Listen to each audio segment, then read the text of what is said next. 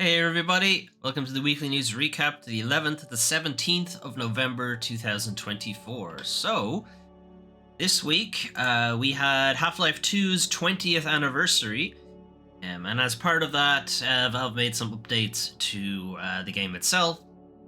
A large update for Half-Life 2 to celebrate the game's 20-year anniversary.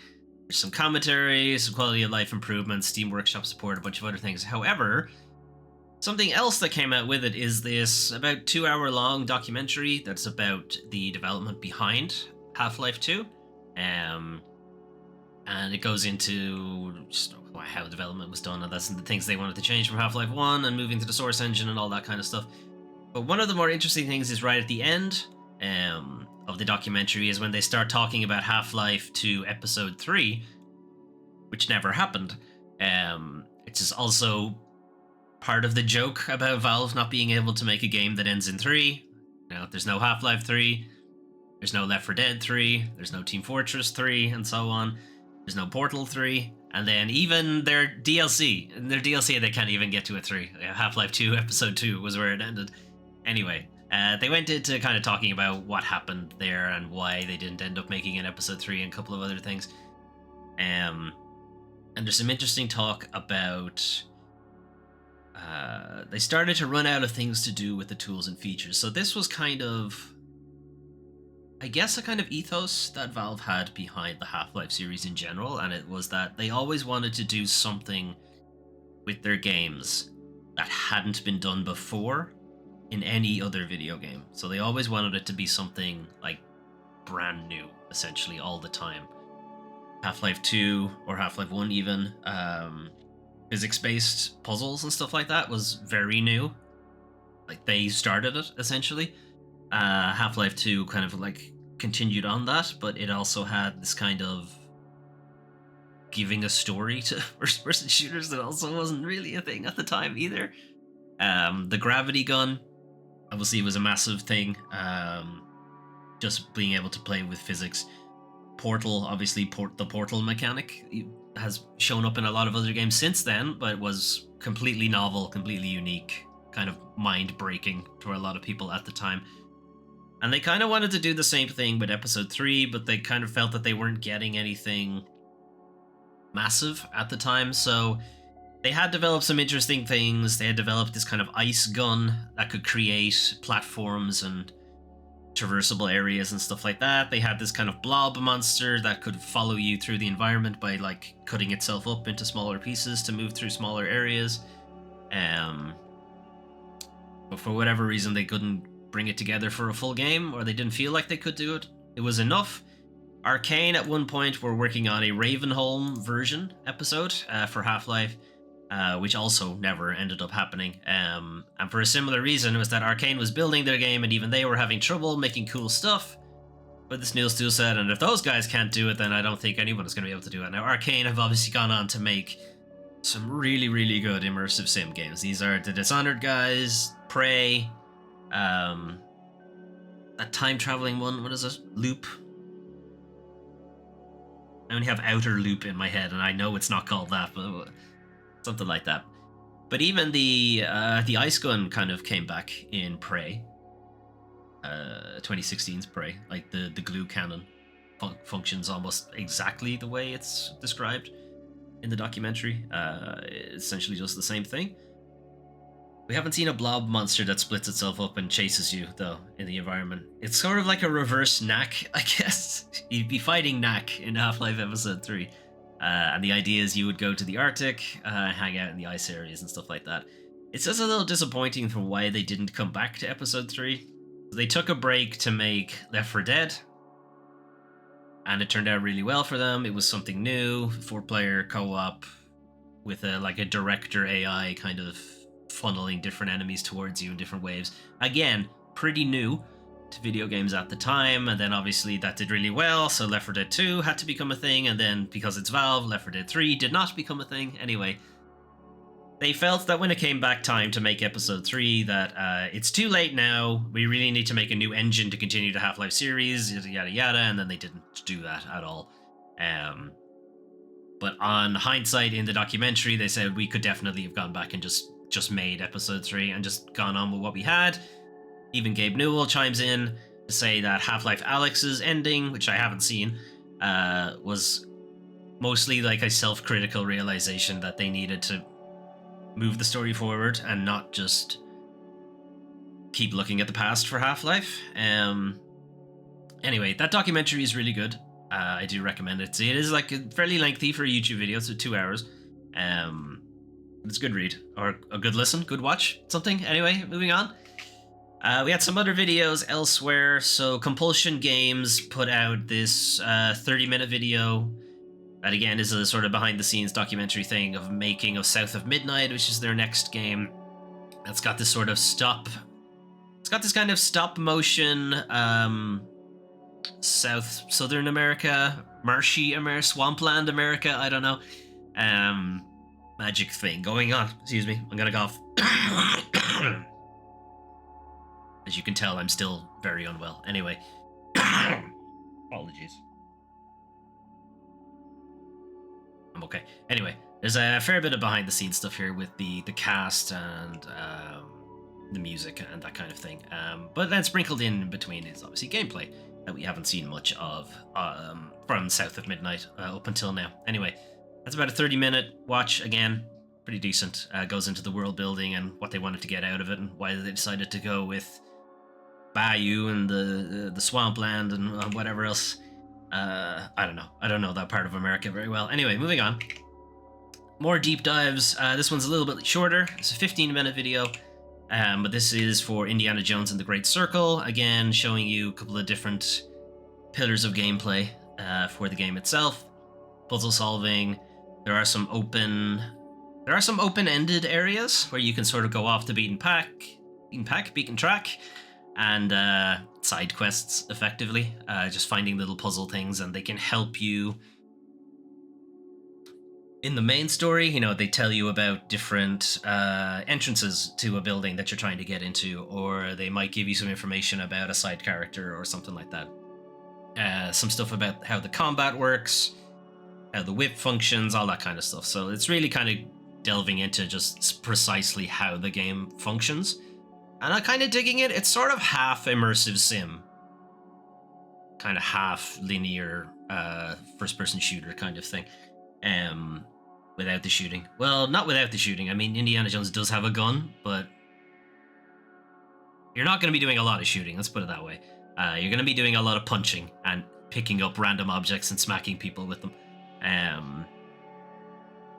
From what I've seen, this sort of action set piece here is actually fairly rare for the game. A lot of it is exploratory, or at least that's what they were showing off in the video. A lot of combat, to be fair. A lot of stealth as well, more than I was expecting. So I am definitely a little more intrigued and a little bit more interested in the game now. I'm trying to skip to parts where there's actual gameplay.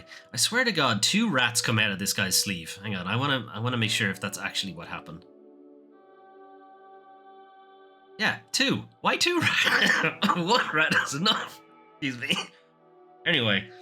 Just kind of highlighting that there's like exploratory elements to it. Finding that key and so on is not something you'll necessarily do in the general progression of the game. You'll have to go off the beaten track and find it. Anyway, as I said, 15-minute video. You can check it out yourselves. It's pretty good shout. Okay, so some more kind of faster paced, just quicker news, I suppose. Rogue Point. So Rogue Point is from the Crowbar Collective. That name may sound familiar. The Crowbar Collective were a group of modders who effectively remade Half-Life in the Half-Life 2 engine, the Source engine.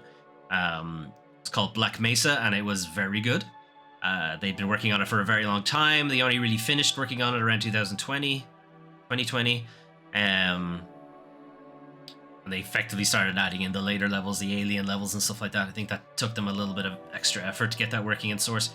Anyway, this is their next game. It's called Rogue Point. It's got a very interesting color scheme going on. Anyway, and it's kind of a throwback to the older Rainbow Six games, basically. So a lot of gamers nowadays are probably only really familiar with Rainbow Six Siege. But the older Rainbow Six games were squad-based tactical affairs. And in the sense was, if you ever ended up in a gunfight in Rainbow Six, you played the game wrong. You're supposed to be like tactically breach an area, take out everybody in like 1 second, and effectively remain covert and stealthy for the whole thing. So that's kind of what they're going with here with Rogue Point. The Rogue name is also a little telling in that there are going to be some roguelike elements, roguelite elements to the game as well. You'll be playing levels over and over. Excuse me. Getting new abilities, leveling up, that kind of thing. So yeah, intriguing to see how this works out. It is a PvE only for now. I don't really see that changing because I can't imagine an older style Rainbow Six game working as a PvP thing because it just doesn't sound fun. Anyway, on the other hand, Siege, they made it work. Anyway, that's just announced. No release dates or platforms or anything like that, but more than likely just PC for now. Sakuna Chronicles, Kokoroa, and the Gears of Creation. So I played, and I've mentioned on the channel once or twice that I went back to play Sakuna of Rice and Ruin because it was a game that kind of passed me by. When it was announced, I thought that looks interesting. I like Japanese stuff. I'm a bit of a weeb. I'll play that at some point, and then didn't. But it's part of the PlayStation Plus catalog right now. Figured I'd give it a shot. And I do like it. It's just a little grindy. And by a little grindy, I mean a lot grindy. It's very grindy. Sakuna of Rice and Ruin is basically a side-scrolling... It's kind of like a side-scrolling beat-em-up and then also a farm management game on the side. The idea is the better rice, the better your rice farm does, that directly attributes improvements to your character's strength and speed, stamina, all of that kind of stuff. So the rice quality, essentially, determines how good of a fighter you are in the fighting bit. Kokoroa and the Gears of Creation, it looks like it's going for a similar idea. Kokoroa is kind of an antagonist in the first game. They're like a friends to enemies, enemies to friends kind of situation going on with them. They start off as friends. Sakuna makes life a little bit difficult for Kokoroa. Kokoroa ends up becoming a bit of a villain. They kind of hash it out and eventually they become friends again. And then that's as far as I got in the story, and I don't really know what goes after that. I've been meaning to go back to Sakuna, but as I said, it's a bit of a grind fest, so I need a break from it for a second. But I did find characters are very fun. The dialogue is really well written. There's a lot of comedy in it. It very much does not take itself seriously at all. Not that that's necessarily a bad thing. I know I say this a lot, that for games that don't take themselves too seriously, and that's a good thing.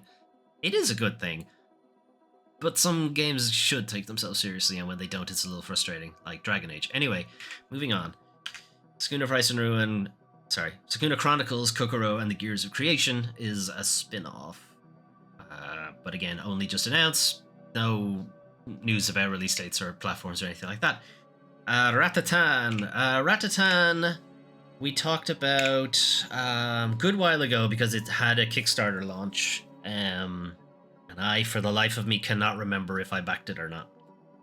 I need to check that out. Anyway, I think I had planned to do it and then missed the pledge window. Anyway, so Ratatan is from the original developers of Patapon. Patapon 1, 2, and 3 were Sony exclusives to the PSP and then the PS Vita, and then they eventually, I think, got some like HD ports or something for the PS4. But they're a rhythm action game where you control these little Patapons at the time. These little guys, just small little guys trying to fight these big monster things. And they move to the beat of a drum, and you're effectively the drum master, the beat keeper, or whatever way you want to put it. And the buttons you press correspond to different units. You know, pressing the square button means your archers take a shot. Pressing the X button means your spearmen move forward and that kind of stuff. But you always have to stick to the beat of the level at the same time. So you can play whatever drum beat you want, whatever note you want, but you have to keep to the beat. And then trying to maintain that while the enemy is attacking you. It's a really interesting game mechanic. Anyway, Sony stopped doing that because they're only interested in big open world, giant, ridiculous games now. So the developers behind Patapon have been working on Ratatan now. And this is their first trailer for it. They did not have a trailer available during the Kickstarter, as far as I remember. They were just talking about it. Anyway, it's a similar thing. It's just instead of it being patapon, it's now rat-ta-ta-ta-ta-ta or something like that. But it's gonna be the same kind of deal. Anyway, that's been announced. It now has a publisher as well, so it's more likely that it will make its way to more platforms. Remember, does it mention platforms at the end?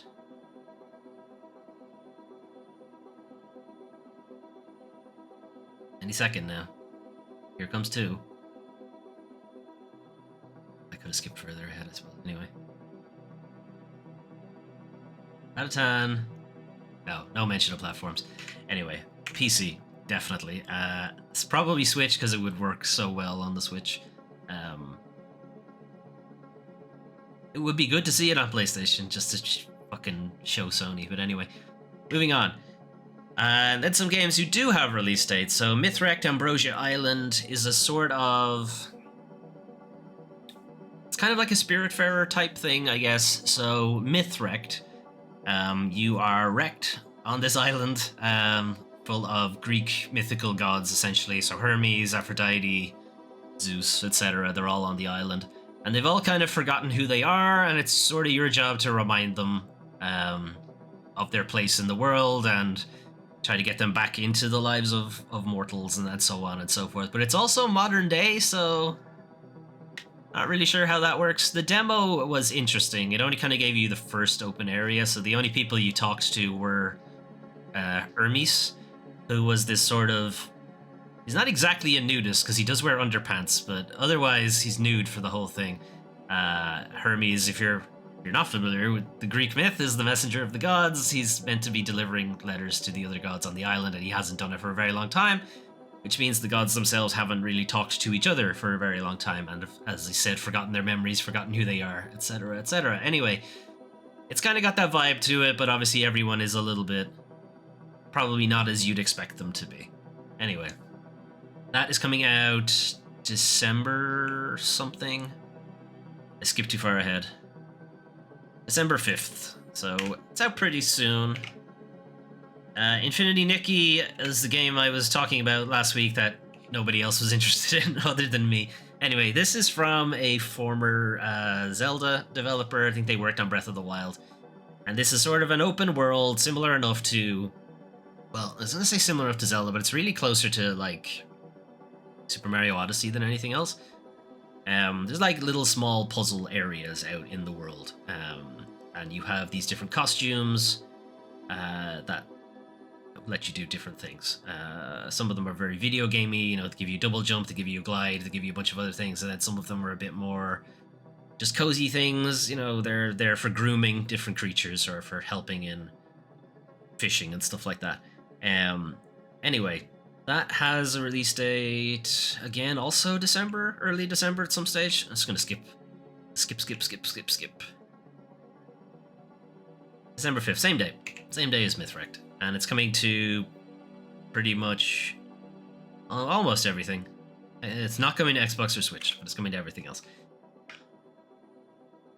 Atomfall is essentially Rebellion's version of Fallout. Set in the UK at some stage. I think this is going to be March of next year, so this release date is a little early. This release date trailer is a little bit early, but the idea is it's first person, it's somewhat post-apocalypse, but not quite. You're kind of locked into this area of Middle England that had like a nuclear... I think it has a nuclear power station or something to that effect, and something's gone wrong in the area. You're all quarantined within it, and this is like X number of years since the quarantine. So things have been allowed to unnaturally grow, and the people have turned like tribal and this kind of stuff. Anyway, I think it's set for, there's March 27th of next year. So it's a good while off, but it is coming to basically everything except the Switch. Last one, Avowed, is another, because I keep getting these two games. I keep getting Avowed and Atomfall mixed up, even though they're very different games. Avowed is Elder Scrolls. Might as well be. It's a first-person open adventure medieval fantasy thing. This is from Obsidian. Obsidian have a habit of taking Bethesda's games and just making them better. So see if they'll manage to do the exact same thing with the Elder Scrolls series. Even though this isn't an Elder Scrolls game, let's make that clear. It's actually set in the same universe as Pillars of Eternity, and I think it's set between Pillars 1 and 2. Anyway, that's available February 18th. Obsidian is a Microsoft studio, so it is an exclusive to Xbox for now. It will be on Game Pass Ultimate or PC day one. Anyway, we'll talk about Xbox's multi-platform strategy in a bit. But yeah, expect to see Avowed in other places. Moving on, last one. The Thaumaturge is currently PC only, but is going to get a console port later in the year, some stage in December. So the Thaumaturge is a isometric CRPG, so think Baldur's Gate, Disco Elysium, that kind of thing. What's a little bit different is it's mostly a detective game, but the combat element is still turn-based, but it's like a kind of card-based thing, and it's a little bit closer to a JRPG. So the idea with the Thaumaturge is it's an alternative history Russia. You are a Thaumaturge, which is kind of a spirit medium who can kind of talk to the dead and see their spirits and like converse with them and hear their stories. And in general, you're kind of there to figure out murders and so on, because you can effectively talk to the victim and that kind of thing. But there's also a certain like magical elements to it. You can see he has that book that's a bit more of an occult thing.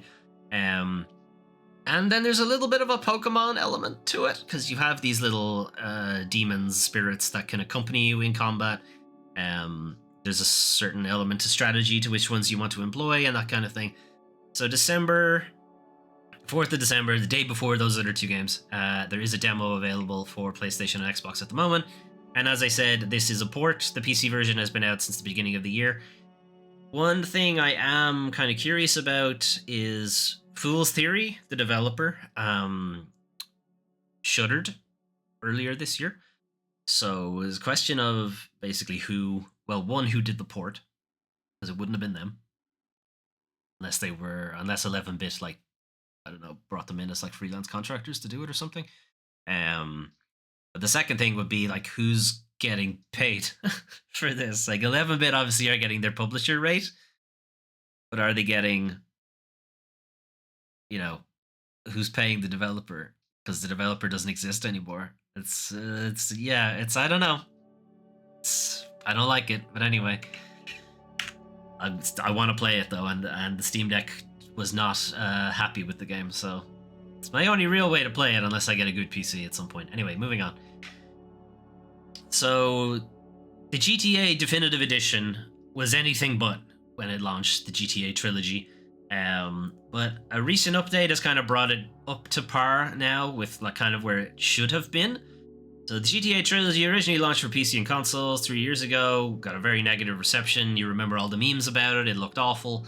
There have been some updates though in the last couple of days.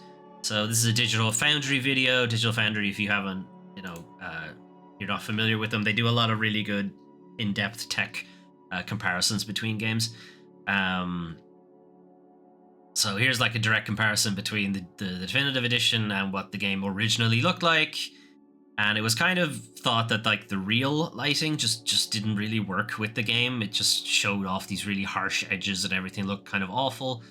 It was also AI assisted upscaling, which means a lot of the signs are wrong. They just don't look right. And then there's a bunch of other tech things that they're not really going to understand, or at least I don't understand, that are like, frame dipping and frame pacing and all that kind of stuff. I don't know what that means. Every time someone explains it to me, it's just over my head. And I fucking know how video games work. My master's is in fucking video game development. It's still, if someone explains frame pacing to me, it's right over my head. Anyway, the update has gotten rid of the real-time modern lighting system that made all of these horrible issues, and has instead gone back to the classic shading. So now everything looks the way it's supposed to look. I'm trying to get a shot where it is. Okay, here.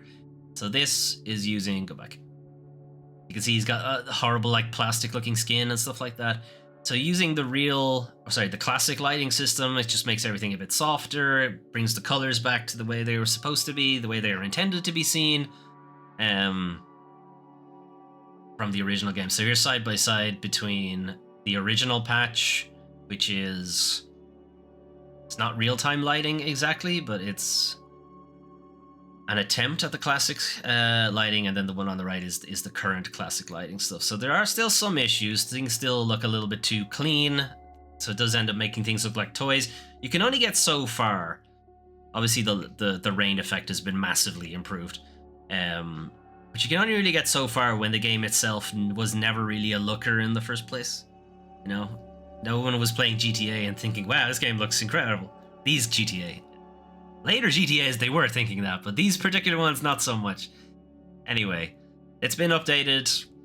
There's been a marked improvement in it, but do keep in mind, these are still pretty old games. They're not going to look insanely good. Anyway, free Epic Games this week, the Castlevania Anniversary Collection, which is a collection of all of these Castlevanias, which is essentially Nintendo and Super Nintendo Castlevanias, basically, and I think a couple of Game Boy games are thrown in there as well.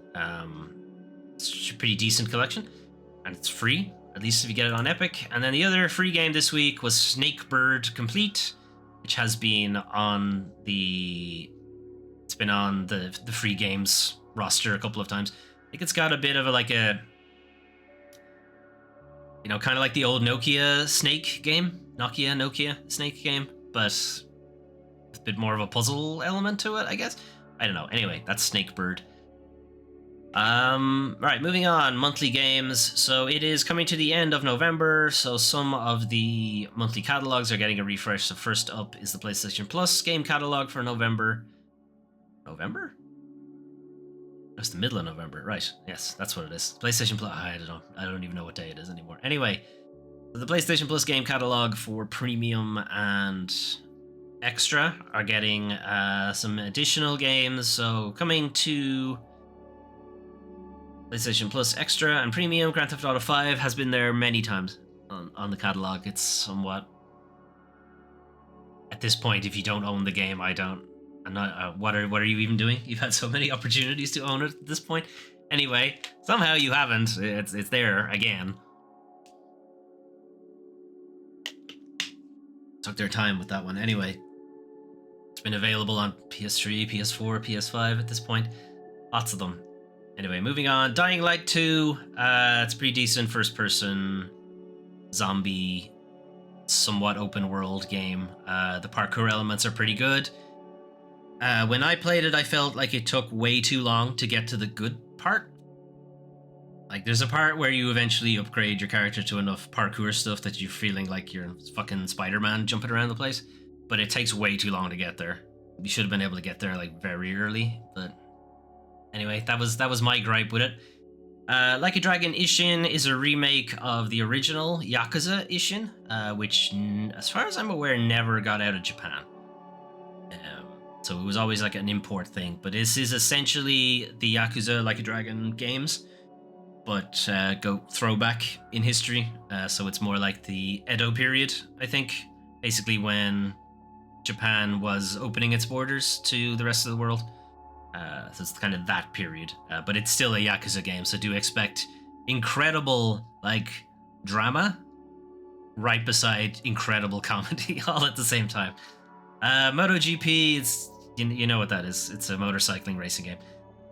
Another Sims expansion thing. Digimon Survive.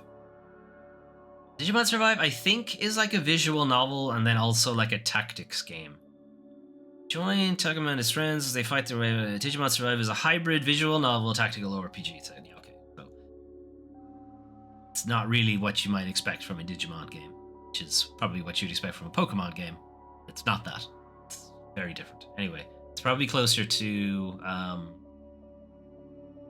It's probably closer to Pokemon Mystery Dungeon than it is to like a regular Pokemon game. Anyway, Digimon Survive. Overcooked, All You Can Eat, I think is Overcooked 1 and 2. Double XL portion of Overcooked, Overcooked 2, and all its addition. Yeah, it's not all its DLC. So it's all the Overcooked stuff. Yeah, if you want to really test your friendship or your relationship with somebody, here we go. There's your big tester right there. You don't have to take a trip to IKEA. You could just download Overcooked and get the same thing out of it. Stick Fight the game. It sounds like it's just a puzzle, or not puzzle, a party fighting thing. Couch combat thing. Yeah, okay, that's fine. Clash, Artifact of Chaos. Never heard of.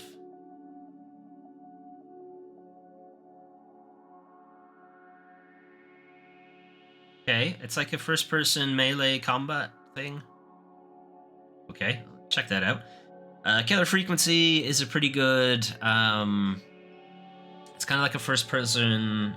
It's not exactly in an escape room.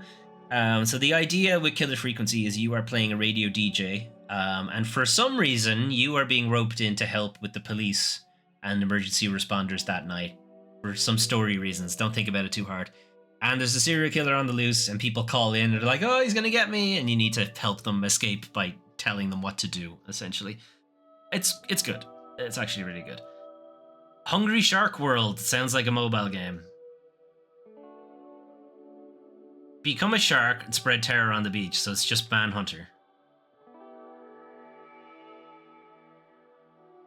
Okay. Chivalry 2. Chivalry Harder, I guess. Is like an... It's a fucking mess, is what it is, but it's a first-person medieval combat sim, essentially. Your team and another team are dropped in this just... melee in the middle of medieval Europe, effectively, and it's good luck, more or less. And then coming to Premium, so Premium has largely become the dumping ground for VR games and old PlayStation games, which I'm kind of fine with. It's just, don't call it Premium. Just call it Classics or something, I don't know. Niche, PlayStation Plus niche. Anyway, Synapse for PSVR 2 is excellent VR game. It really lets you kind of get the feeling of being like this telekinetic gunslinger kind of thing. It's like lifting guys up in the air and shooting them, and like picking up a barrel and tossing it over there and shooting the barrel and explodes. And it's great. It's really, really good. Blood Omen: The Legacy of Kain is the very first Legacy of Kain game. It looks as bad as that. In fact, it looks worse than that. It's like a top-down Zelda clone, essentially. But it does begin the story of Kain, and I am very much a big fan of the Legacy of Kain series. But it is by far the hardest one to play. It's rough. It was rough when it came out, and it's only gotten rougher. But the dialogue and the story itself are pretty great. Anyway, on top of that, Blood Omen 2, also not a great game. But it's a much, much easier game to play than Legacy of Kain. It's kind of weird that they have the Blood Omen series and then the Soul Reaver series side by side, and it's like night and day for like, here's how you make a game. here's how you don't make a game. I like Blood Omen 2, but it's rough. It's a rough game. Anyway, and then on the other side, Resistance Fall of Man, Resistance 2, both two very good shooters. Why they don't have Resistance 3, I don't know. But they were both very, very good shooters. First-person-y types. Anyway, those are some of the games you can play soon. What if you want to play something right now? You can play... Wait, if it loads. Sorry, we're closed. This is a survival horror game. It's kind of set in... how to explain it? It is modern times, but I think it's like the 70s or 80s or something like that. Potentially. You are essentially being hunted down by this succubus who really, really wants to make you their girlfriend, and you really, really don't want to be their girlfriend.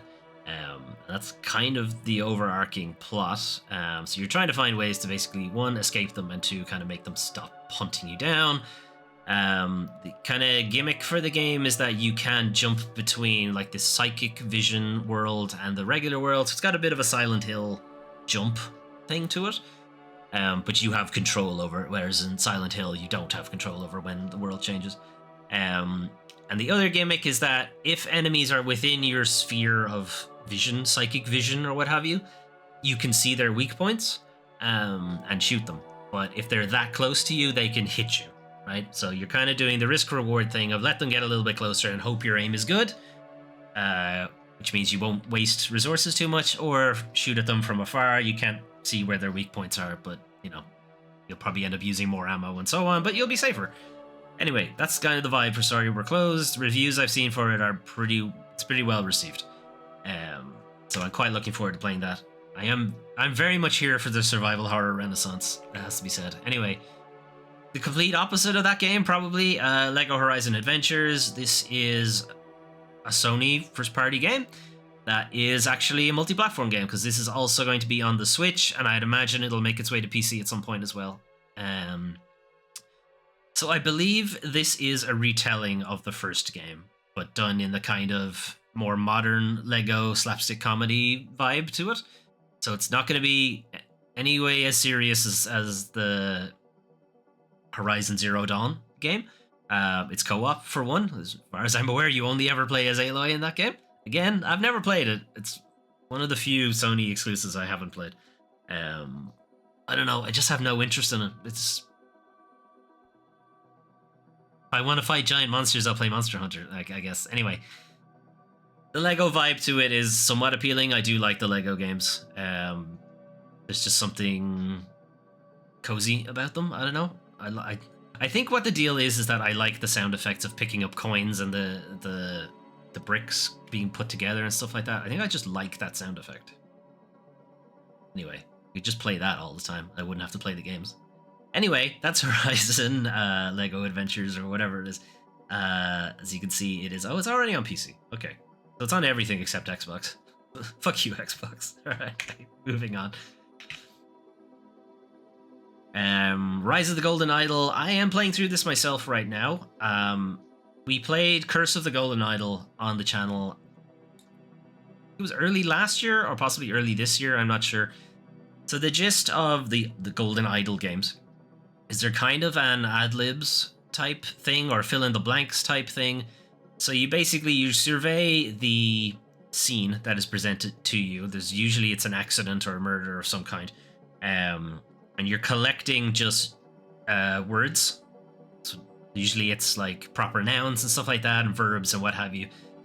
And then you're presented with a form to fill in, essentially, of, hey, what happened in this scene? And you use the names that you found and the verbs that you found and so on and so forth to sort of fill in that sheet. And then process of elimination or using deduction, you have to find out, what are the correct words that go in those sheets. And then on top of that, there'll be subtasks like, here's a list of here's a picture of all of the people in the scene, match the name to the people. And then depending on the scene itself, it might be like whose bag belongs to who, who bid on what lot number in the auction, that kind of stuff. And in general, that's meant to kind of help you fill in the blanks of the form, which is the main puzzle, if you like. I'm explaining this really badly as like it's some sort of bureaucracy thing. It is a really compelling puzzle mechanic that I really, really enjoy. The closest thing I could describe it as is Return of the Obra Dinn. And I kind of felt the same way with Curse of the Golden Idol. It was the first game in the series. It's very much more of the same, but it's just telling a different tale. And there's just a lot more animation. There's a lot more visual flair to it this time around. But it is still very much the same kind of game. I'm debating on whether or not we'll do a full Let's Play of it on the channel. Basically, I don't really know what to do with puzzle games, to do full Let's Plays or not. Because we did do a full Let's Play of Curse of the Golden Idol, and I feel like we should do a full Let's Play of Rise, but it's a puzzle game. I'm essentially... I don't want it to be a walkthrough, I guess, is the way I'm looking at it. Anyway, moving on. And we have something God's Grove. What is it? Great God Grove. Okay, so this is another puzzle game. The idea with Great God Grove is you are a messenger for these gods who are in the Great God Grove. And the puzzle mechanic is you can suck in the words that people say and store it in your megaphone and then blast it back out at somebody else. So they hear a different things. That's how you do your messaging, essentially. They don't write down letters or anything. They just say what they want to say. You store it in your megaphone and then you blast it at everybody else. It is very slapstick. It is very comedic. It's, again, it doesn't take itself too seriously. It's very dumb. And even if you send the message to the wrong person, you'll still get like a funny outcome. And I just think it's really dumb, but in a good way. Anyway, moving on. What else do we have? I think at this point we've got a couple of ports and then a couple of like anniversary type games. So this is Tetris Forever.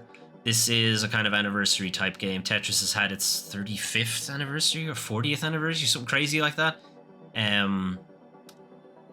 It's more than that. It must be like 40 years. Is it older? Hang on. Maybe it's in the description of this video.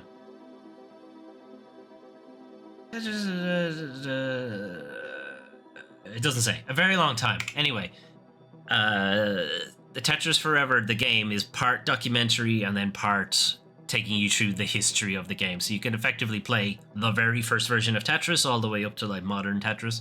I think the only one that's missing is Tetris Effect. And then there's like a couple of like EA ones and ones that have like licensing attached to them, and they're all missing. So it's not quite like every single Tetris game ever made, but it's a lot of them. So if you really, really like Tetris, or if you just want to know the history of what happened with it, how it was made, how it changed hands multiple times, how it was somewhat stolen from its original creator and then given back to them, and a bunch of other shit going on with it. It's been a bit of a mess, to be fair. Anyway, that's Tetris Forever. And then the last one is a remake of Dragon Quest III. So this is Dragon Quest III, HD 2D remake, whatever they want to call it. So this is remaking the original Dragon Quest III using Square Enix's HD 2D tech that they've employed for things like Triangle Strategy, Octopath Traveler, the Live Alive remake, and that kind of thing. So it's essentially doing like pixel art, but really fucking going for it with the pixel art. It's real-time lighting. There's some 3D elements thrown in as well to make it look a little bit nicer. Dragon Quest III is considered to be one of the better Dragon Quests. It is also kind of the beginning of the story. So unlike Final Fantasy, where every entry in the Final Fantasy series, for the most part, are completely standalone stories, standalone universes, everything. The only ones that kind of share anything are the sequel ones, Final Fantasy X, Final Fantasy X-2, 13, 1, 2, and 3, and so on. But Final Fantasy 7, Final Fantasy 8, for instance, don't share anything. Any of them do. Dragon Quest has a little bit of overlap, so it's like Dragon Quest 3. Was it 3, 4, and 5, I think, share a story, and 1, 2, and 6 share a story, or something like that. Again, they're so far apart that you don't really have to have played them all, but if you have played them, you'll recognize some characters, or they'll mention something that historically happened back in Dragon Quest 1 or something like that. So you'll get a little bit of it, but you absolutely don't need to have done it, because it's a very small element to it. Anyway, that's the deal with Dragon Quest 3. It looks really good. Dragon Quest 1 and 2 remake are on the way. I'm not sure if it's like they're still in development or there's still a while left to them. I'm not sure. I think they're planned for next year at some stage. Anyway, you can get in on it though with Dragon Quest 3. Anyway, moving on. Unfortunately though, it's now time to talk about the worst part of video games. Video game industry. So we're going to talk about the Microsoft Xbox multi-platform thing that they've been sort of hinting at and they've been taking little baby steps towards for a while. They just pulled off the fucking plaster, pulled off the band-aid at this point. Tore the tape off. Here we go. Here's what we're doing. So this is an Xbox marketing campaign that they started last week. The basic idea of it is you can access Game Pass anywhere, then it's an Xbox. That's kind of the way they're looking at it. So they're moving away from the idea that it's just the hardware, just the Xbox One, the Xbox Series, with Xbox whatever. You can play Xbox on your laptop. You can play it on the Steam Deck. You can play it on a TV. You can play it on a phone. You can play it on a Fire Stick. You can play it on a VR thing. Anything. You can play it on a PlayStation eventually, maybe. You can play it on a Switch eventually, maybe. That's kind of where they're going with it. So this opinion article from Rob Fahey, contributing editor to GamesIndustry.biz, is kind of just talking about it and how Microsoft have been sort of taking their baby steps towards doing this, and it's partially a recognition that their hardware business is not doing very well, as in they're not selling what we traditionally knew as an Xbox. And then kind of comparing that also to the fact that they have bought a bunch of publishers and studios that were formerly multi-platform.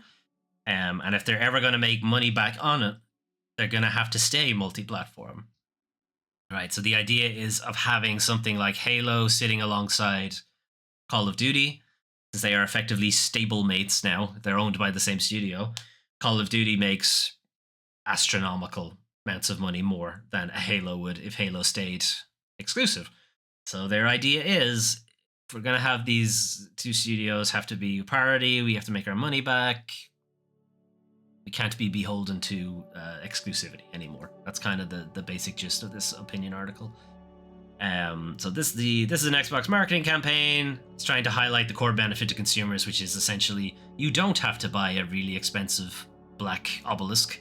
You know, if you have a TV, you can play Xbox. Maybe. They don't talk about the incredible amount of lag you're going to have, but whatever.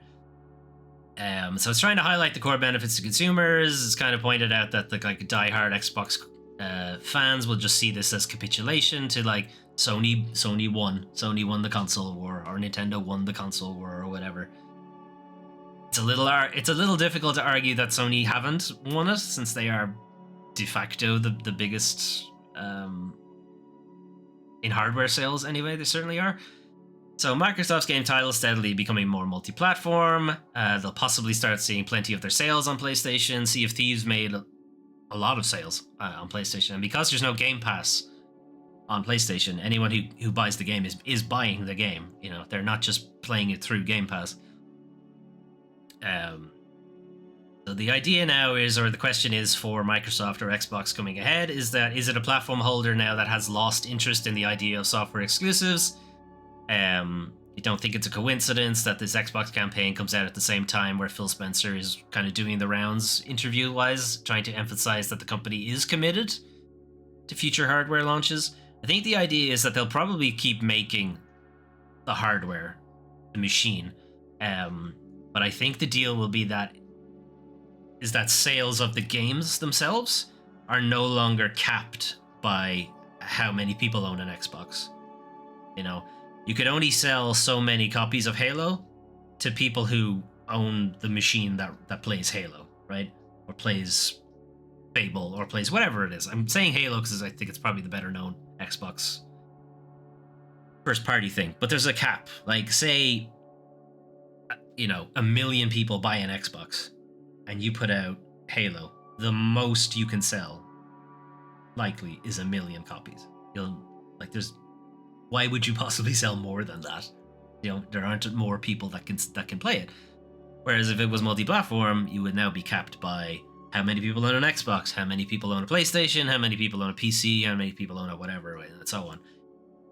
Now they're capping it by how many people own a phone, how many people own a TV, how many people own a Fire Stick, how many people own whatever. So the market size has massively expanded if they do it this way. Seems to be the way they're going, because their hardware sales are not doing great, but their software sales are doing a lot better, because for the most part, Activision, really. Anyway, Phil Spencer trying to say we're definitely going to be doing more hardware in the future, and other devices has kind of been taken to mean that Xbox is planning a handheld. What's not clear is it Xbox planning the handheld, or is it Microsoft planning the handheld? Because is Microsoft going to effectively make a Steam Deck, a Microsoft deck, if you like, a PC handheld thing, or are they strictly going to keep it as an Xbox branded thing? We don't know. You now know as much as I know, basically. But there is the idea that they are working on a handheld, but it's quite a while off. So there's a little bit here talking about how they've been careful about what they've been saying. They've only announced a couple of games that are going multi-platform. They've kept a couple of games back for the exclusivity and then made them non-exclusive a year later, 2 years later, what have you. A lot of that is placating, Xbox console bros. Not to say that there aren't PlayStation console bros, there are, absolutely, but we're talking about Xbox here. But this new marketing campaign, they're basically saying, okay, you've gotten your toes in, now we're gonna take the full plunge. They're not the target audience for all of this kind of stuff. The general idea is that the Xbox core fans will still buy whatever the next Xbox is called. The Xbox hardware hasn't been a growth market for them lately. They're not really selling. They don't sell them at all, really, in Japan. And even their market in the US has kind of shrunk, and Sony has taken a considerable portion of it. So keeping Xbox as a cross-platform offering makes Microsoft's position as a multi-platform publisher. So basically, as I was saying, the software sales can now be separate to the hardware sales. They're no longer connected. There isn't like a weight hanging off on the software sales to say that you can only get so high because only so many people own an Xbox. So that's the way they're going with it there. There's no red lines. Pretty much every game will be added to the catalog at some point to go multi-platform, whether they go multi-platform the same day they launch or a year later, 6 months later, whatever it is. In the case of Indiana Jones, it's going to be like a year later. It'll come to PlayStation. And then maybe like 5 years later, it makes its way to Switch 2, whatever that is, something. Some games might come out the same day. Call of Duty, for instance. They sort of locked themselves into that. But anyway, the era of permanent platform exclusivity is largely over. Even Sony are kind of doing it now. They're launching their games on PC. The Lego Horizon game is making its way to Switch. It's really only a matter of time before you start seeing a Game Pass subscription on PlayStation. Or something like it. Maybe they won't go all the way and say it's a Game Pass subscription, but they might. Because the issue they'll have there is if they do, hey, play it day one on Game Pass, they'd have to make it day one available on PlayStation. Which they're probably not going to do. So there'll probably be something like a Game Pass, but maybe not called that exactly. But anyway, if they want their Xbox franchises to remain commercially relevant and viable, they need to be making the kind of sales that a multi-platform game makes. So this is why the idea of having Halo, having Fable, having Forza, having any of those be available on PlayStation or PC same day and so on. Nothing keeping them locked to the Xbox hardware because the hardware is a bit of an anchor on their sales. Anyway, talking about whether or not Phil Spencer and Xbox will do new acquisitions, they may or may not, like $69 billion dollars for Activision.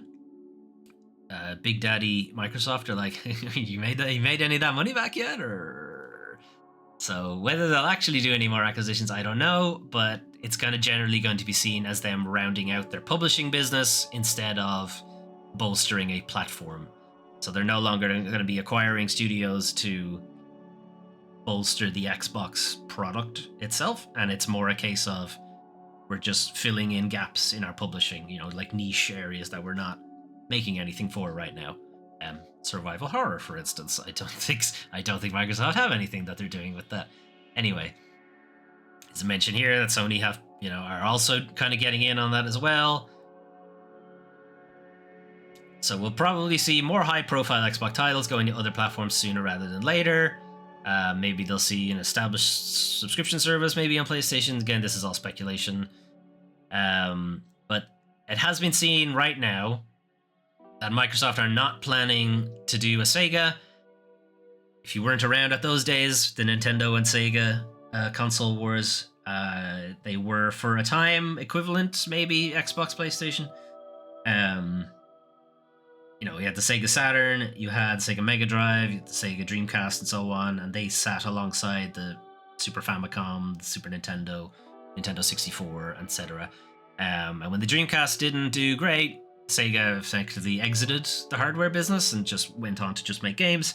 Microsoft are still planning to support the hardware business, and I think it makes sense for them to have a kind of flagship hardware for their cloud service. Effectively, it's like, hey, if you want the absolute best version of it, buy our hardware, but you can also play it on your shitty Android phone instead as well. Anyway, the objective is to detach the scale and success of the games business unit overall from the success of the Xbox hardware platform. Just think the gist of what I've been saying. Because it obviously caps your sales if the only people who can play your games have to also own the Xbox hardware. If the Xbox hardware isn't selling, there's a limit to how many games you can sell. So that's where they're going with that. Sony don't exactly have that issue right now because, one, they don't have many exclusives, and two, they have the largest share of hardware right now. So that will really only become an issue if Sony insists that the PlayStation 6 or whatever it's called is like $1,000. Then it might become a problem. Then maybe people will look, hey, I can just play this, Xbox game on my shitty laptop. It'll run like shit, but it's a turn-based game, so who cares? It doesn't make a difference. Anyway, moving on. What other shit is going on?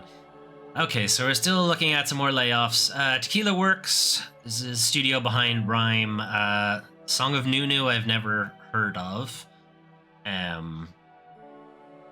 What else did Tequila Works work on? They worked on something that I really, really liked. I know they published The Sexy Brutale, which is an excellent time-jumping time loop puzzle game. There's something else they worked on that I really liked.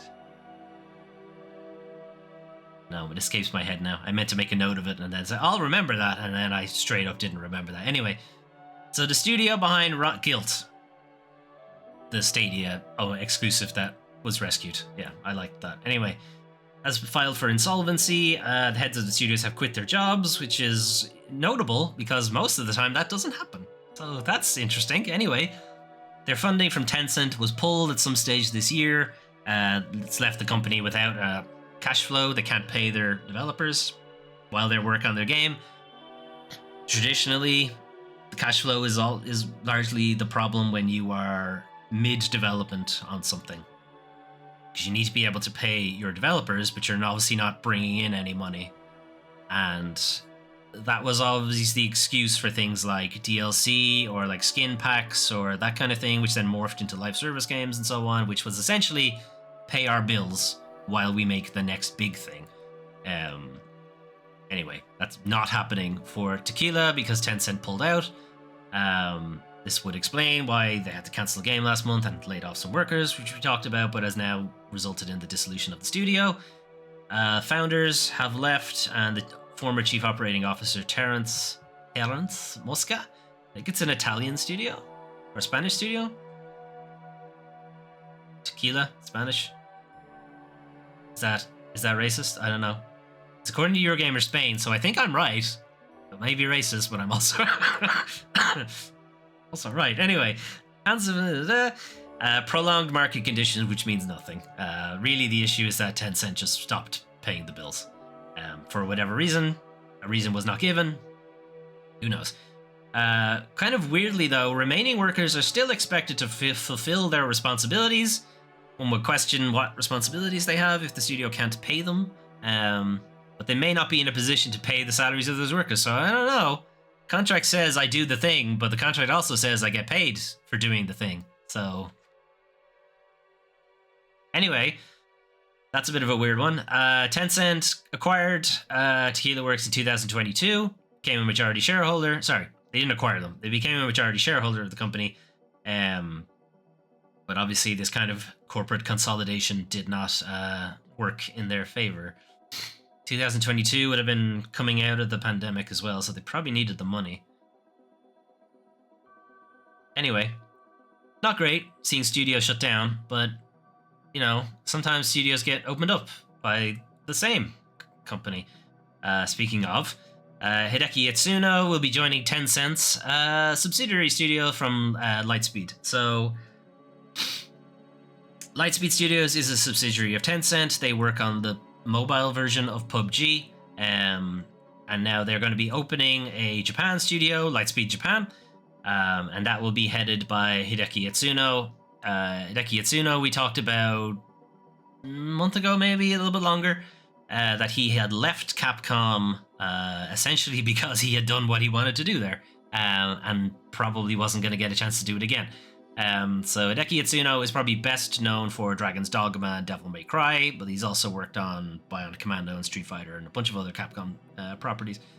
But he was kind of instrumental in getting new Devil May Cry and Dragon's Dogma games out.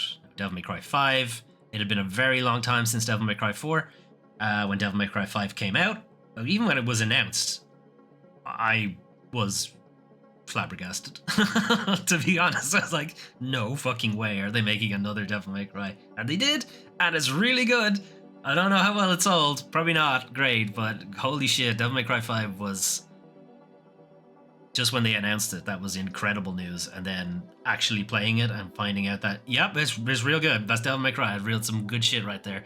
Dragon's Dogma 2 was a similar kind of thing. It's like, there's no fucking way they're making another Dragon's Dogma because it sold really poorly. But they did, and I haven't played it yet. From what I've heard, it's pretty good. I haven't played it myself, so I don't know. I don't think it really set the world on fire like Capcom were hoping it would. But anyway, he left Capcom shortly after that, and my guess is he probably was then expected to work on something he didn't want to work on, or something like that, or maybe he just wanted more creative freedom. The deal is, he left. We weren't sure what he was going to be doing, but now we know. He's going to be working on AAA action titles for Lightspeed Japan. Start developing a new game in a new environment. He'll be leading the studio. It'll be based out of Osaka and Tokyo. The studio itself has not been set up yet, but when it is, he'll be leading it. He said, I look forward to creating original AAA action game titles together with the amazing team and building aesthetic and innovative experiences for the global player community. This is obviously translated. I'm sure he said something to the equivalent, maybe, in Japanese. Anyway, it's owned by Tencent. Tencent have done some other things. Notably, we just talked about, they pulled out of Tequila Works. They have gone into a kind of publishing loan agreement with Remedy. They've taken a majority position with the Dying Light developer Techland, and then they've done something with Wang Yuan Shangtang, which are Swords of Legends. That sounds like a mobile game. I don't know if it is. It's the first I've ever heard of it, so who knows. But anyway, they're making some moves. Speaking of making some moves, former Star Wars Eclipse lead writer opening their own studio. So the former lead writer for Quantic Dream, for Detroit Become Human, and then eventually Star Wars Eclipse, which still is not out yet. Adam Williams is starting his own studio called Republic Games. This will be funded largely by Tencent again? Or is it Krafton? It's Krafton, but they're the PUBG people, and then if you go up high enough, it's Tencent again. It's always Tencent. Anyway, worked with Quantic Dream for about 10 years, saying leaving Star Wars was not an easy decision. I'd imagine it would be very difficult if you were, lead writer for a Star Wars anything. That's got to be a very difficult job to turn down, but he did it anyway. So there's been investment from PUBG publisher Krafton for Republic Games' yet to be unveiled title. It's described as a dark, mature fantasy RPG, something like Lord of the Rings meets 1984. There's a tyrannical regime enforcing its ideology, crushing all dissent. Faction of rebels, overturn the tyrants, expose the lies. Sounds like Star Wars, to be honest. It's infused with supernatural elements, yada yada yada. So, what kind of game? Don't know. Dark fantasy RPG could, honestly, the RPG label is attributed to a lot of games that aren't RPGs, in my opinion, so who knows? Anyway, he added that the creative freedom was a big reason for why he went for it. I would also imagine working on Star Wars, you probably don't have as much creative freedom as you might like. Anyway, we founded Republic Games to make entertaining and meaningful experiences. We're only focused on giving players what they actually want. Great gameplay, great story, inspiring characters, and a fantasy experience they will remember. So they're all, yeah, I mean, sure, that's all good stuff. Like, I agree, those are things I want. Anyway, Also, kind of interesting, Brian and Amelia DeChart, who played Connor and Kara, I think, respectively, in Detroit Become Human, are also planning to appear in whatever their next game is. And then, speaking of Star Wars Eclipse, we don't know. We don't know what the fuck's going on with it, basically. Also, probably a reason for him to jump ship is we don't fucking know what's going on with the project. Anyway, moving on. So, this is kind of a weird, almost nothing story. I was debating on whether or not to keep it in because there's almost nothing to it. But anyway, also developer behind GTA Trilogy's original, poorly received launch laments being removed from the game's credits, even though he wasn't, called it a dick move. So, Grove Street Games kind of got a bit of a bad reputation because when the original GTA Definitive Edition came out, it was very poorly received. Again, you saw all the memes. Not even the memes, just raw footage, and just laugh at it because this is terrible. How did this ever get out of QA? But anyway, since the latest update that we talked about in the updates section, where it kind of looks like it's supposed to look now, their credits have been removed. So the primary developer has been removed from credits. Basically, it is now on par with the mobile version of the GTA games, and it's just Rockstar who are attributed as the developers. Even the developers behind the mobile version, which are Video Games Deluxe, which could not possibly be a more generic fucking name, but anyway, they also don't have credits, and they don't have credits in the mobile version either. However, okay, we'll get to his quote first. So, speaking entirely hypothetically, it's a dick move to remove primary developers from credits in an update, especially when an update includes hundreds of fixes that were provided by those developers that stayed out of players' hands for years. Okay, so there's obviously a lot going on there. These are updates they wanted to put out and then Rockstar didn't put out. Is that true? We don't know. What we do know is that the GTA Trilogy Definitive Edition, whatever, was based off the mobile version, and the mobile version doesn't have those problems. So there's a question on why weren't those fixes implemented, who was the reason for why they weren't implemented, and so on and so forth. We don't know. The other thing to kind of look at is primary developers. Are you really the primary developers, though? I mean, it's still Rockstar who made the original game. There's an argument that, yeah, you're the primary developers of, like, the port work, but are you... It's kind of a weird thing to look at for remakes and remasters and so on, because it's very rarely is it the original team going back to do the remake and remaster. Like, extremely rare. And even then, is it going to be the entire, team? Like, someone's gonna be dead in between. Like, it's statistically, there has to be. Anyway, there's a lot in that quote. And also, hypothetically, so he still kind of doesn't want to rock the boat with Take-Two, but he is. The other issue is that his credits are still in the game, actually. They're just not in the opening crawl anymore. So the opening crawl that you might expect if you've watched any films, it's like produced by blah, directed by blah, and so on. It's like developed by Rockstar and so on. I guess formerly it did say co-developed by Grove Street Games or whatever, and it doesn't anymore. They are still in the credits of the game. If you go into the options menu, view credits, they're in there.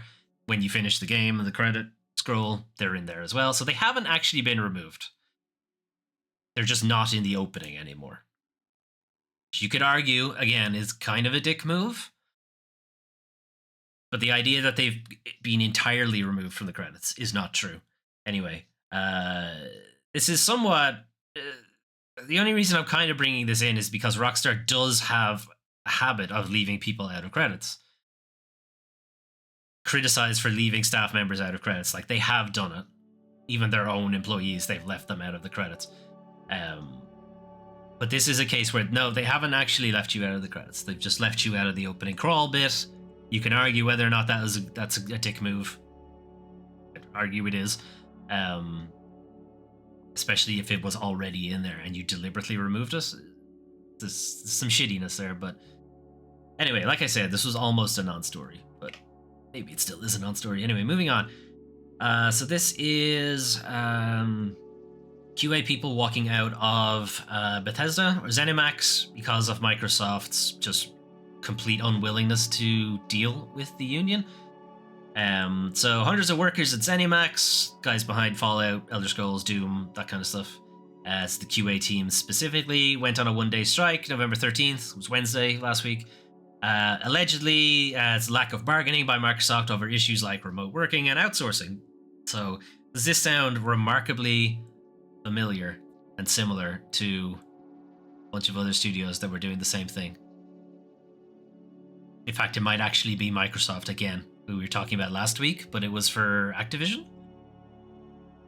Yeah, I think so. I think that is exactly what the issue was. Anyway, a different developer now, but still the same umbrella company. Roughly 300 QA developers walked out of ZeniMax locations across Maryland and Texas in the US. Today we are on strike. We are not afraid to do what's necessary to make sure that Microsoft meets us at the bargaining table over key issues like remote working options and outsourcing. We deserve job security and improved working conditions. Hundreds of our members are striking from 10 to 6 to tell Microsoft to stop dragging their feet and get to the bargaining table. Last month, the Communications Workers of America, it's the overarching labor union that the ZeniMax QA people are part of, filed an unfair labor practice charge against ZeniMax, accusing the company of contracting out QA work without notifying the union, which is a big no-no. This will undercut the union and establish staff by shifting their work elsewhere. There's the issue that they won't get paid and they'll be laid off and so on. So the one-day strike, argue, is that really anything? Especially when Bethesda aren't really releasing anything right now. The Activision QA team did it when Call of Duty launched, so arguably your job is already over at that point. I mean, yeah, I don't know. I feel like a one-day strike is just not enough. You need to like a full month or something just to really fuck with them, but that has its own problems. Anyway, moving on. Who knows what will come of that. Ubisoft faces lawsuit for allegedly misleading players by shutting down The Crew. So this has been going on for a good while. The Crew is, if you're not familiar, is a online-only racing game. The idea of it is that you can drive across the continental United States. It's not exactly to scale, but it's meant to be it is meant to be like a scaled version of the US, but not to scale, essentially. Ubisoft is facing a proposed class action lawsuit over its decision to shut down The Crew earlier this year. So Ubisoft shut down the servers, which meant you effectively could not play the game. It does not have an offline version. So the people who are bringing this lawsuit to California court, and it's important that it's in California. We'll get to that in a reason. We'll get to that in a minute. Why that's why specifically it was in California. Anyway, they are alleging that Ubisoft has duped their consumers into purchasing The Crew without the knowledge that its servers could be shut down, making the game unplayable. Ubisoft misled consumers by telling them they were buying a game when in fact all they were renting was a limited license to access the game. This deception was compounded by the fact that many gamers, like the plaintiffs, bought physical discs storing the game data, which reasonably made them believe that they could input that disc into their computer or game console whenever they wanted. Again, this is when people tell you to buy physical media, the idea is, even if they take the servers down, you still have the disc, so you can still play it. No. With The Crew, it doesn't matter, because actually the disc just has a launcher on it. That's it. It doesn't actually have any game data on it. Anyway, so this lawsuit is aimed at people essentially buying the game with the assumption that they'd always be able to play it, in the same way that when you buy a DVD, the assumption is you'll always be able to play it, watch it. When you buy a book, you should always be able to read it, etc. Not the case when you buy a video game, because you're technically not buying the video game. Anyway, through their conduct, Ubisoft have violated California state consumer protection laws. So there is a new law in California brought in September of this year. New California state law was passed to compel all digital storefronts to inform players that they don't own the game they purchase and are instead buying a license. So that is why they specifically went to California, because there is this compulsion that Ubisoft should have made people aware that they're buying a license to access a server, not a game. Anyway, so they shut down the servers the end of March 2024, and they did offer refunds for those who had recently purchased the title, but considering the game came out in 2014, what does recently mean here? I imagine it was very little payout on their end. Anyway, we'll see what comes of that. Again, it's only just been filed. It's likely we won't hear much of it for a while. Anyway. Okay, some slightly better news. So GRG are doubling down on games preservation and making it easier to see which games run well on modern PCs. So Good Old Games, when it was initially launched, and why it's called Good Old Games, is that they initially were in the business of making older games available on modern machines, and then essentially charging for the work required to do it. So they would take old games that didn't really work well on modern machines and fix them up, in partnership with the publisher, the original developer, and get them into a position where they could now run on a modern PC. And that's essentially what Good Old Games' original mandate was. That has changed since then. They're largely just another Steam. A dustier, DRM-less Steam. That's how it's described here by James Archer for Rock Paper Shotgun. Yeah, this kind of arguably that's the case.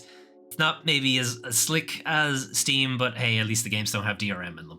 So there's that. Anyway, GOG now have declared a renewed focus on tweaking more of these older games and getting them working on modern architecture. So the GOG Preservation Program is an effort in restoring older games, so fixing up things like, and they've done this actually fairly recently. They did it with Alpha Protocol, and they did it with the Resident Evil original trilogy 1, 2, and 3, which now run flawlessly on PC, which is great.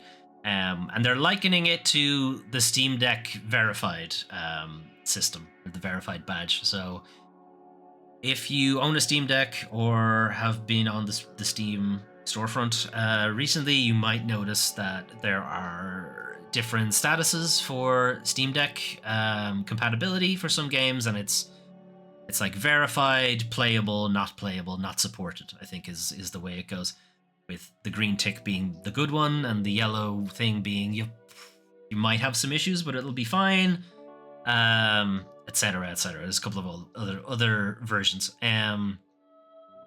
So the idea is the Good Old Game badge essentially means, hey, this will work fine on your PC because we have made it so. So to kick things off, there are over 100 games that have been relaunched with the Good Old Game badge. Where is it?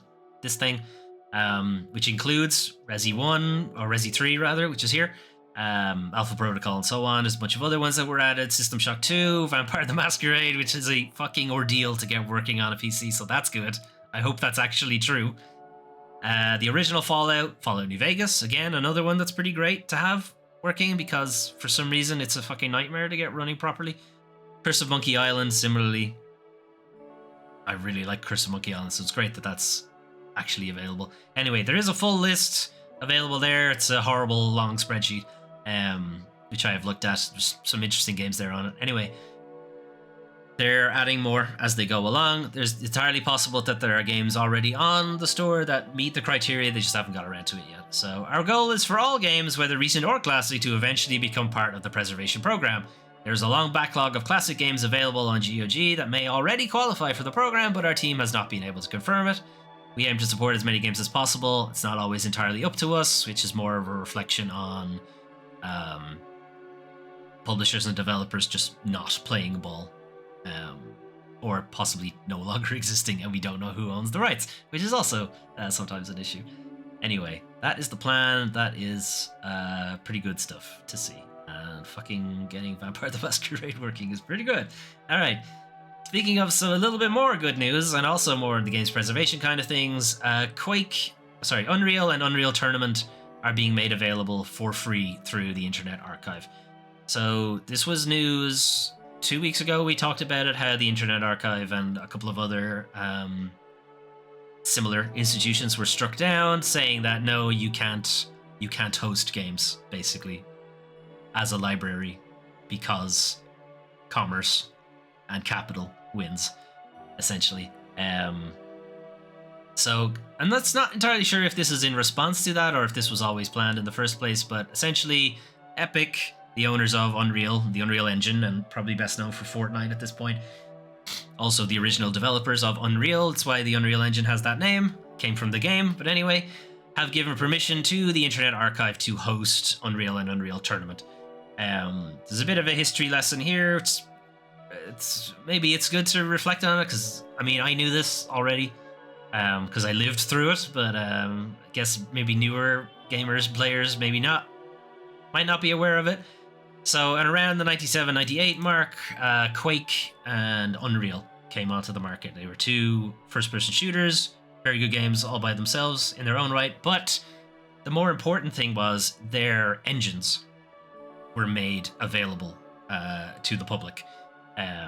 So it's an understanding about Epic and id. So Epic were behind Unreal, id Software were behind Quake and Doom and all that kind of stuff. They understood the importance of shareware, free software, and putting source code into the public domain. So you were always kind of able to play the shareware version of Doom or the shareware version of Quake or of Unreal and what have you. And that was essentially a demo. But the deal with it was that you could also play multiplayer with it with anybody. You could play, well, it was LAN, like the internet wasn't a thing yet, really. It was really only making its way around the place. But the idea was you could still play it. And with the public source domain, putting the source code into the public domain meant people could make levels and make mods and make a whole bunch of other stuff, which is why Doom has persevered for so long. Which is why Doom runs on anything. This is the exact same reasons, because this source code has been available for so long. Anyway, the Quake engine was eventually used to make a bunch of very important first-person shooters. Probably more important one, Half-Life, one people know very, very well. Unreal also used to make a bunch of first-person games and even third-person games. Deus Ex was made in the Unreal Engine. They had to hack the shit out of it to make it work, but they did. And then obviously Unreal, the engine itself, has become this whole big thing in the industry. Not so much the Quake engine. Although that's still, I mean, in the indie space, the successors to the Quake engine have definitely been important. The other issue then to point out here is that there are many publishers who are just very much against that. They have a death grip on their IP and their engines, and they just won't let anybody touch them. E.g. Nintendo. Anyway. But yeah, they're now available on the Internet Archive, so if you want to check them out yourselves, you can. We can confirm that Unreal 1 and Unreal Tournament are available on archive.org. People are free to independently link to and play these versions. That's coming from Epic. They're like, yep, knock yourself out. So that's pretty cool. Alright, last thing we're going to look at for community things.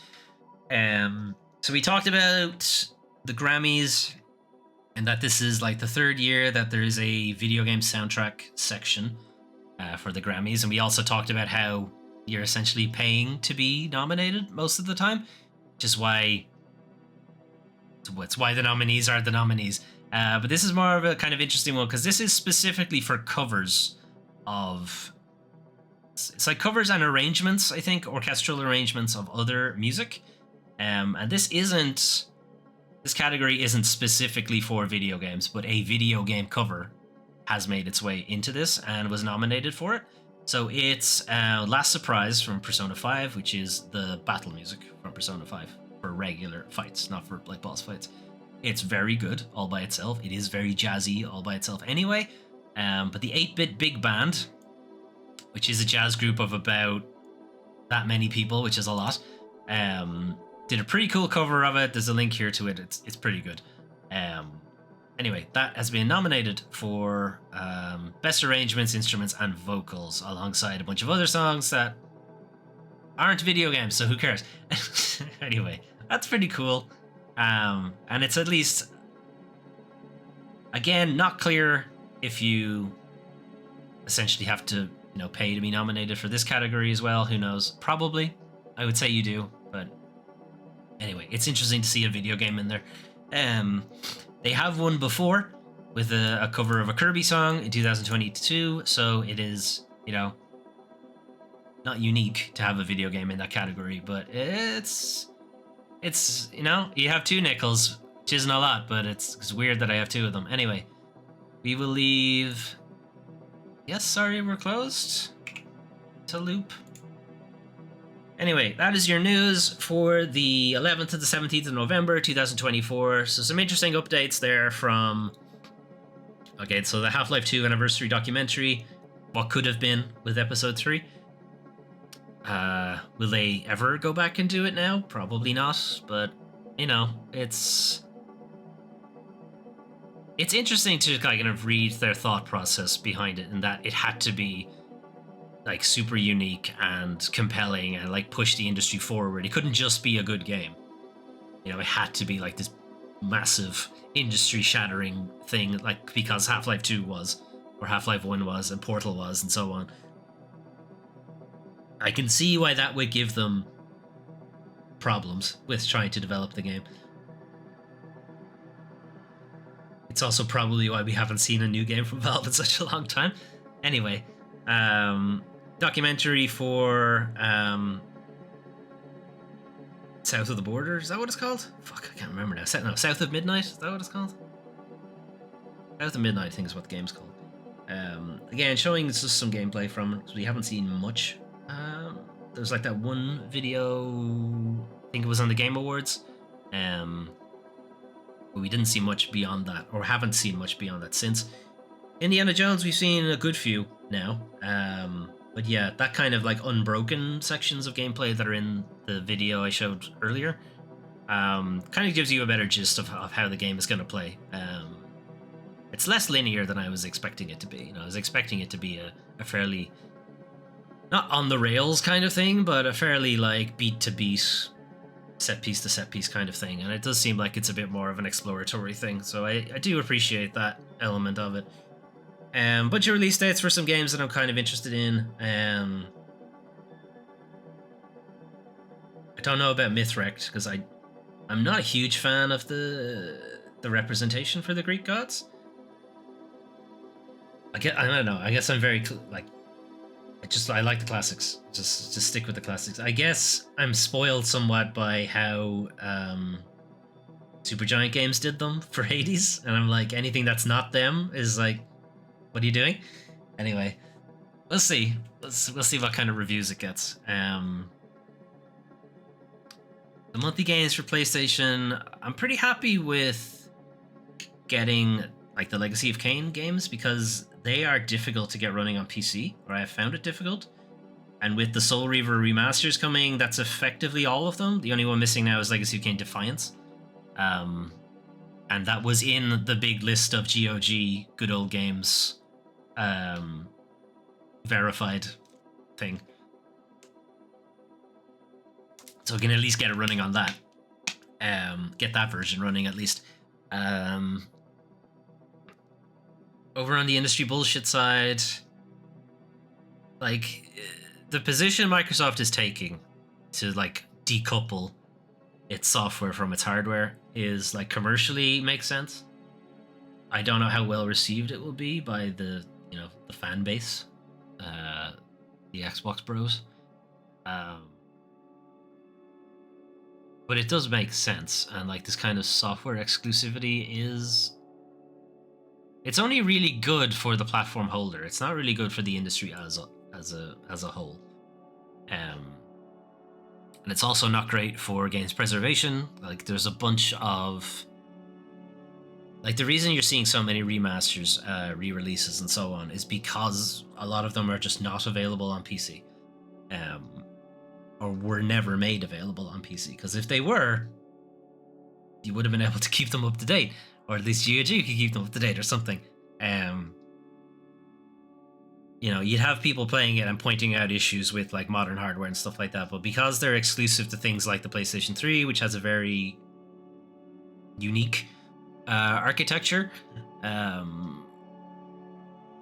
making them backwards compatible and stuff like that is obviously going to be very difficult. But if you have to make your game available for PC, it just makes the chances of it being preserved much, much better. Excuse me. Because there are games that are locked to exclusives to the PS3, the infamous 1 and 2, for instance, that you just can't play. You just can't play it now because it's locked to the PS3, and Sony refused to make a new one. Bloodborne, again, as people are so pissed off to reminding them that Sony never put it on PC. So eventually you're going to be in a position where that is also unplayable. That is the issue with software exclusives and stuff like that. They are a net negative for the industry. So it is, in one way, good that Microsoft are moving away from it. But yeah, we'll see what the backlash is, if there is one or if there isn't. And then, obviously, they are kind of taking the Stadia approach to video games to like put everything in the cloud. It didn't exactly work out for Google. You could also argue that Google didn't really know what they were doing. Again, this is a valid point to make. They were not a video game company in the first place. They didn't really get it. You'd argue that Xbox would potentially know better. We'll see. We'll see how much lag people are willing to put up with. Anyway, Tequila Works being dissolved, not great. Some really good games came out of them, and hopefully the developers aren't swindled into doing unpaid work and they are able to find work elsewhere. Hideki Itsuno getting his own studio is pretty great. Some concern that it's attached to PUBG and Tencent, but you know, as I said, if you go up high enough in the investment, you'll hit Tencent eventually. So it's probably difficult to get away from them. Anyway, games preservation program for GOG sounds really good, and hopefully they do maintain it. And getting Unreal and Unreal Tournament, again, as I said, it's very good for preservation wise. That Epic have basically said, yeah, have at it. Will they do that with Fortnite? Probably not, but we can see. Not while they're still making money from it. Anyway, I doubt it. Anyway, that is your news for the 11th to the 17th of November 2024. As terms, channel update, I still have family visiting, so it's unlikely to be any streams. And as you can probably hear, my voice is not exactly great. So prolonged streaming, 4 hours, 3 hours, whatever it is, it's just not going to happen. It's just not going to happen until this cough is gone. Anyway, I'm hoping to get back to it next week. December, maybe, possibly. Anyway, off stream, I'm still playing Baldur's Gate 3. I'm almost at the end of Act 3 now, so nearly the end of the game. It's been really good. Yeah, I understand why it's Game of the Year. I understand why there was such a frenzy around the characters and the gameplay and so on. It's very, very good. Anyway, I don't have plans for anything after that. As I said, I started playing Rise of the Golden Idol. I'm debating on whether to continue playing it, because if we are going to do a full Let's Play, I'd rather not know all of the solutions straight away. So I might pause my playthrough of that and then wait to do a full Let's Play of it later. I don't know yet. Anyway, if you have some suggestions for me, though, for other games to play, do let me know either in the comments on this video if you're on YouTube, or jump on over to the Discord. The link is in the description, or you can find me on Blue Sky now. Well, not now. I've actually been there for quite a while, but I just haven't really advertised it. But yeah, I'm there. Doomtime 5. .bsky.social, wherever the fuck it is. And still Twitter, because there's still too much funny shit happening on Twitter. Yes, there's there's considerable amount of horrible shit happening on Twitter, but there's some really funny fucking shit happening there too. I can't really get rid of it just yet. Anyway, I'm gonna head off. Have a good rest of your day, and hopefully, well, I'll probably see you next week. No, I will definitely see you next week for the weekly news recap. But maybe a stream in between. We'll see. Who knows? Anyway, have a good one. Bye.